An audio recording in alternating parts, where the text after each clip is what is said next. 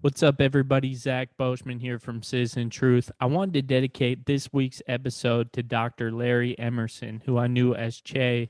He had a big influence on me and an even bigger influence on my guest today, Lyla June. Enjoy the conversation. Much love.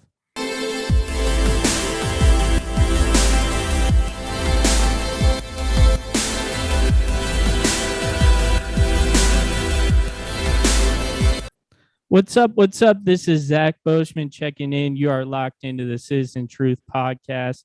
We are honored today to be joined by the prophetic Lyla June. Lyla, thank you so much for joining us. Thanks for having me. I want to get started with this question. You can kind of take it, however you want. But for you, what does it mean to be Indigenous in the face of climate catastrophe? Well, I think we are all Indigenous, but we're not always all Indigenous to the place we're standing on. And to be Indigenous and also be Indigenous to the place you're standing on usually means you are disenfranchised in some way, oftentimes marginalized in some way. So you're often affected by climate change or climate crisis disproportionately compared to folks who, by definition, have possibly colonized other lands. And that's why they're not on their traditional land, so they have not always, but oftentimes a little bit more mobility, economically, socially. So if you're Indigenous and you're also standing on the land that you're Indigenous to, chances are you're probably disenfranchised or marginalized in some way, which makes it harder to confront the climate crisis because you have less mobility in every sense, financial, even emotional sometimes, spiritual, and socially. And so then you get into sort of that, for instance, our brothers and sisters in the Arctic, Indigenous folks who I study with because I go to University of Alaska, they are going through the upheaval of their entire world. We all are to some extent, and we probably all will by the time this climate crisis is over. But of course, our brothers and sisters in the Arctic are feeling it perhaps most dramatically right now because their entire world is upending. But in general, if you live off the land, sometimes being Indigenous makes you more of an advantage to confront the climate crisis because you have a little bit more of a localized food system. So if, peak oil hits and you're not able to get your food from the grocery store anymore, you have a local food system that you can depend on. You have something called kinship, kinship, which you learned probably with your time with the Diné, but kinship systems that make us a little bit more interdependent and little social contracts that are like, okay, if my crop fails, I go to your house, or if your crop fails, you come to my house. So there's a little bit, sometimes it's an advantage to be Indigenous in the face of a climate crisis. Last thing I'll say on that is what's really hard is when you're Indigenous, but you've also lost your connection to your traditional foods, your traditional language, your traditional homelands because of colonization, boarding schools, assimilation policies, etc. That's when you're really without a paddle because you don't have the benefits of being Indigenous because that was sort of systematically ripped out of your people through boarding schools. And you also don't have the cons of being Indigenous, which you're generally marginalized and disenfranchised within your social context. In an interview that I watched on YouTube, you talk about how since the inception of the United States, we have kind of like a culture of hierarchy. And you said that this is, quote, not of creator. Could you dive into this a bit and, possibly speak to how this hierarchy might be the source of some of our current problems? Well, what I'm basing that off of is all of these civilizations who have been defined by hierarchy. Take the Egyptian pyramid culture, take the Chacoan culture, which is my ancestors in New Mexico. We built these massive masonry houses, and we had a caste system of the the underlings would build those for the high priests and what have you.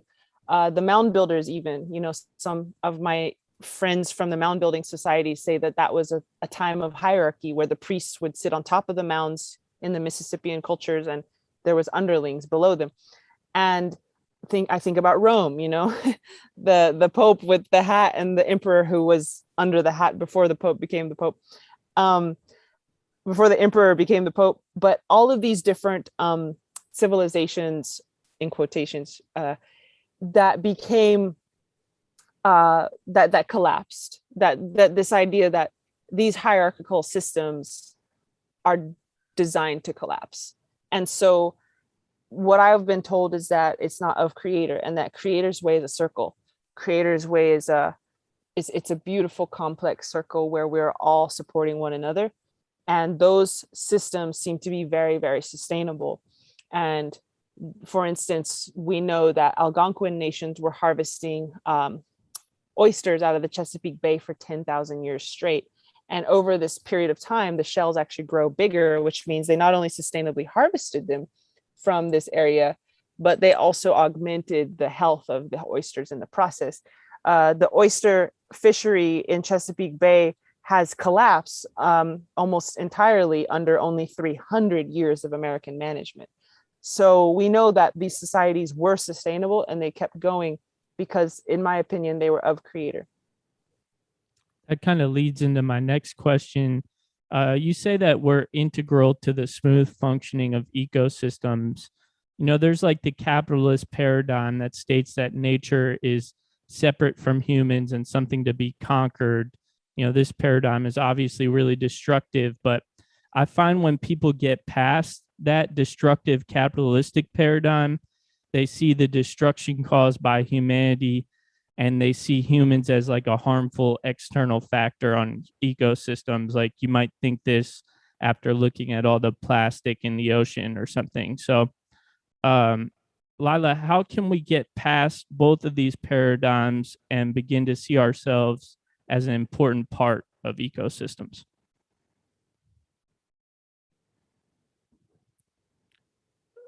You're on Well, sorry. no worries. Well, the Yoruba nation, the Yoruba nation in West Africa talks about how the word for human being is chosen one. So when you translate the word for human being, it means chosen one. And what they mean by that is the human was chosen to steward the earth.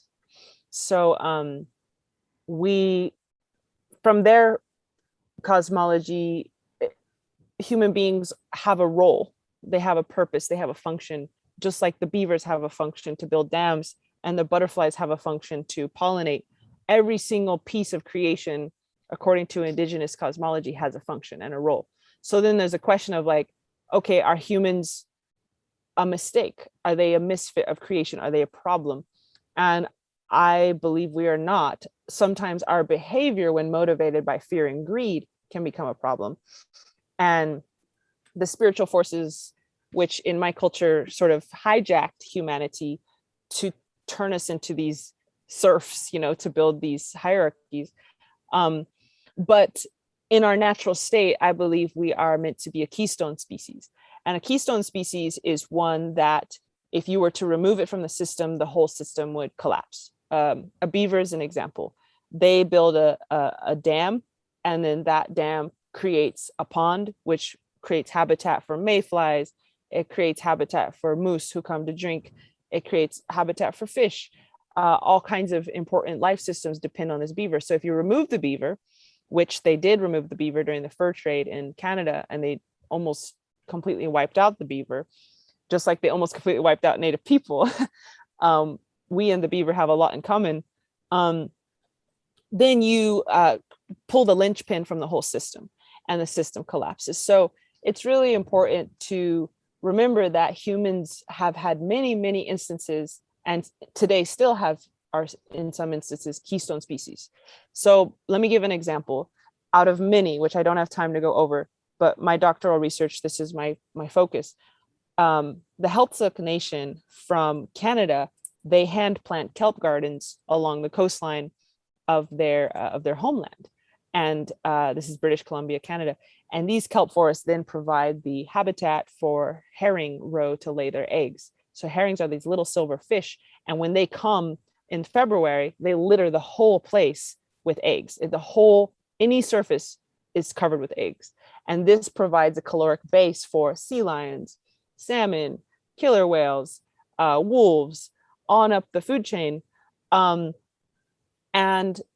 just by hand planting these kelp forests, the Heeltse become a keystone species, right? Because without them, ensuring that the surface area of the coastline is built up enough, it would be very, very challenging for that caloric base to have a place to land. And so that's just one example of many. And I think no matter who we are or where we are, all of our ancestors at one point were the chosen ones for their specific biome, for their specific context to take care of it and steward it. I want to bring up some lyrics from one of my favorite songs of yours, Time Traveler. You say, planting a dream, panting I breed, running toward the future with a handful of seeds. What does it mean to run toward the future with a handful of seeds? I think in that song, I was talking about how seeds are so metaphorical, but they're also literal when you actually really plant them, of ways in which we can affect the future far beyond our life and death. Because if we plant a tree, just a little while ago, I was eating a plum from this area. This is Alabama. And there was this plum tree, an old plum tree, and it was dropping plums. And I was like, wow, this used to be a whole food forest. Indigenous peoples in Alabama, the Yuchi, the Muskogee, the Shawnee up in Kentucky, the Chickasaw and the Cherokee here in Tennessee, they all were planting fruit and nut trees throughout this whole place. The hickory nut, the black walnut, the chestnut, that plum I just ate, the pawpaw. I mean, this used to be a food mecca, a food haven. And I just ate the fruit of their labor that has been destroyed 500 years ago. And so it's amazing to me how, although they may have died, their foods live on, their nourishment lives on. So to me, running towards the future with a handful of seeds is like, I'm in a rush because our planet is in the dire straits right now. So that's one reason I'm running, but I'm also, my love is running into the future, even when I'm gone. I want to bring up the hook too. You say, we are here to give all our love to the ones unborn. I know you talk about how you used to be drinking and drugging a lot. And you've emerged into this kind of prolific love warrior. So how can we, as a people, move past self and pour ourselves into creating a world for future generations? I'm not talking about, neglecting self-care by any means, but, how do we move past into that bigger vision, Yeah, I mean, that's up for each one of us to decide really how we serve here and if we serve at all. A lot of us aren't trained to serve because this culture trains us to serve ourselves. And a lot of us never have the joy and the honor and the beauty of being able to serve our communities. But I guess if you decide you want to serve, that's really up to each and every one of us. I know for me, I'm still interrogating this part of my being and my life. Is when I was, younger and the drugs were all about me. I started doing drugs when I was 11. My community was full of drug dealers, drug addicts, all throughout my neighborhood. And so it was very sort of set up for me to become that. And it was all about me, just the act of taking a drug.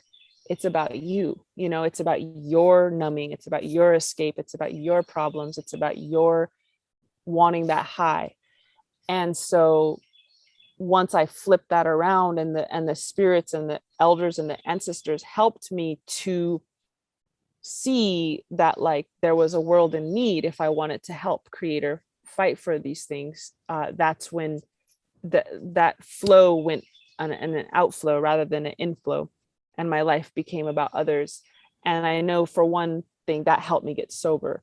So I know that like we serve others, but sometimes as we serve the world, we're also serving ourselves. We're clicking into that state of compassion, which to me arguably is the most joyful state and the most healthy state and the most enlivening state. Then when I was all about myself, I felt dead, so I think being 9 years sober now, I've never been so high, because I'm just high on life and high on love and high on service.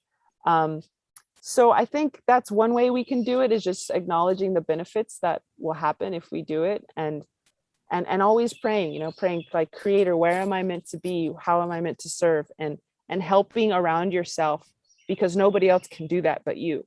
No one else can serve your context but you there in other parts of the world. So never taking for granted the space that we are given to serve, so long as it's not harmful for us.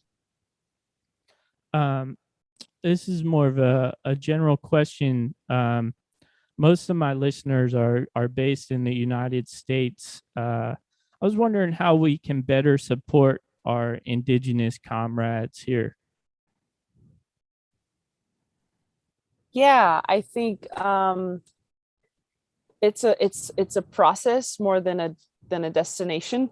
I think praying for the right opening to be connected to the local Indigenous nations of your area is always a good place to start. And just saying, not everyone prays, which I respect, but if you do, just say, Creator, I would like to be a part of the solution for the Indigenous nations in my area. And I think you'll be pleasantly surprised the way that Creator answers that, because there's no lack of need, and Creator might just put you in the perfect place at the perfect time and start building those connections. So another sort of rule of thumb is to always ask Indigenous peoples what they need, if anything, and then serve that, rather than saying, oh, I have this permaculture project that I know would be great for your kids, and it's like, oh, actually, we just need diapers because we don't have any money, or something like, or maybe they have plenty of money, but they want to do a music program, who knows? Like, there's so many different unique things that each community wants. And it's really important for the help that we give to Indigenous nations to be defined and led by those nations themselves, instead of like the savior, like, I know what you need, let me give it to you. And also that is also healing in and of itself, because we haven't had choice for so long. The boarding schools, we didn't have a choice to go to the boarding schools. We didn't have a choice in relocation. We didn't have a choice in 98% of our population getting wiped out by disease. We didn't have a choice in our people getting massacred by the US, and on and on and on. So simply restoring choice and leadership to those people is a huge healing moment. Just saying, hey, what do you want to do? I want to follow your lead. That in and of itself, honoring Indigenous leadership in our homeland, is a healing moment in and of itself. Because yeah, we really have been in the back seat of the car in our own homeland for 500 years.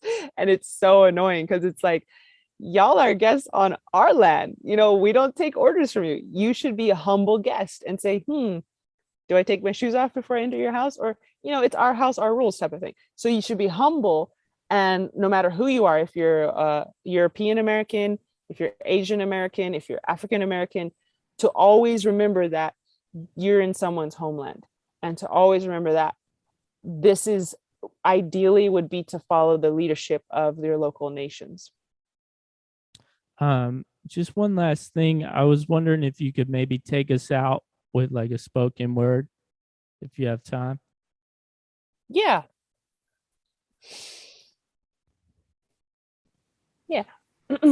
So I'll just read a poem, I guess. And yeah, since I'm sitting by the river, I think that's a good poem to read. When I close my eyes at night, I can hear the rock being cut open by water. I hear a grandfather's song, and it sounds like sand walking down the river bottom. And it is this song about how Even the mighty canyon walls were carved by meandering streams. Beneath the gentle waters, there are people, but not people like you and I, stone people. When I close my eyes at night, I am one of them. And the water courses over me for lifetimes upon lifetimes until I am polished and smooth. She teaches me about being gentle and forgiving. She teaches me how to be gentle yet persistent.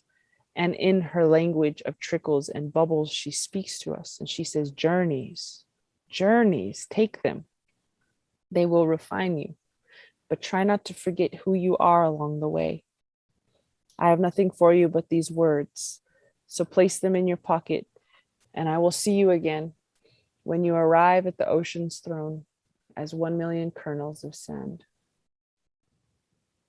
Her voice hums in my blood, quiet as a stream in the night, and it is this song about how we are all just so loved.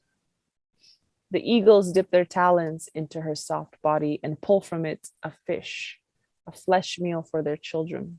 And they sing this grandfather song with her, and it sounds like feathers cutting into the sky. And it is this song about how even hatred surrenders to wonder. She is breaking my heart apart like a stubborn granite puzzle of problems. And even the hardest doubts and sorrows give way to her infinite grace. And who knew that sometimes grace can come from standing in a raging river until everything we think we own is ripped away from us and replaced with a weightlessness so profound that we can't not cry. Tears of absolute praise and run all around the river banks, shouting to the cattails and the willows and the minnows about the truth of beauty, about the truth of a creator that breathes through the trees, the truth of a creator that weaves winter from water and night, the truth of a creator that weaves bodies from dust and light and carries us down the river of life over and over and over and over again through many lifetimes and many iterations until we finally understand the meaning of forever, forever. In the language of the stones, there is no word for regret. There is only a complete understanding of what it means to be a beloved son or daughter. We are the rocks, and Creator's grace, grace is the water.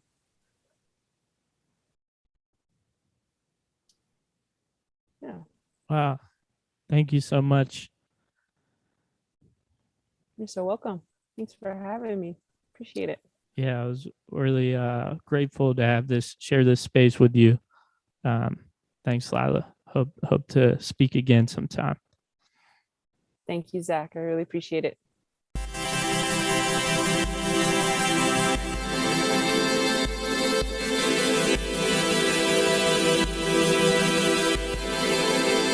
Zach Boschman here, co-owner of citizentruth.org. Thank you so much for checking out this episode of the Citizen Truth podcast. The intro and outro song is Enthusiast by Tours and is provided via the Creative Commons license. Please subscribe and check us out at citizentruth.org.